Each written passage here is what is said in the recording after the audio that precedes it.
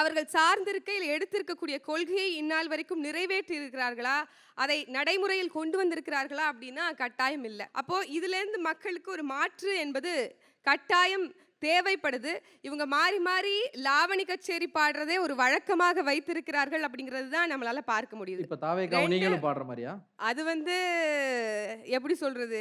தாவேக்காவும் கிட்டத்தட்ட அப்படிதான். அவங்க கிட்ட என்ன மாற்று இருக்கு? அண்ணன் சொன்னாரு, நாங்க வந்து ஜெயலலிதா வச்சிருக்கோம், அம்மையார் அண்ணாவை எடுத்திருக்கோம், நாங்க வந்து கலைஞர் எடுத்திருக்கோம். கலைஞரை கூட ரோல் மாடலா எடுத்துக்கிட்டாங்க. அதனால அவங்கெல்லாம் எடுத்துக்கிட்டனால அவங்களுக்கும் பெருசா மாற்று இல்ல அப்படிங்கிறது தான் என்னைய பொறுத்த வரைக்குமான பார்வையா இருக்கு. இல்ல அவங்க தான் புதுசா சொல்றாங்க. தாவேக்காவே சொல்லாத நீங்க ஒரு புது தகவல சொல்லியிருக்கீங்க. கலைஞரை எடுத்திருக்காங்க. தாவேக்கா எல்லாரையும் ஏற்கனவே எடுத்தவங்கள தான் ரோல் மாடலா எடுத்து அதே மாதிரியான அரசியலை தான் இன்னைக்கு முன்வைக்கிறார்கள் அப்படிங்கிறத நம்மளால பார்க்க முடியுது.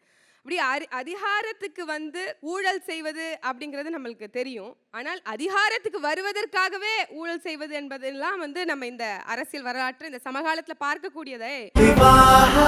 மணப்பெண்ணின் பிரத்யேகமான திருமணம் விவாஹா தி சென்னை சில்க்ஸ்.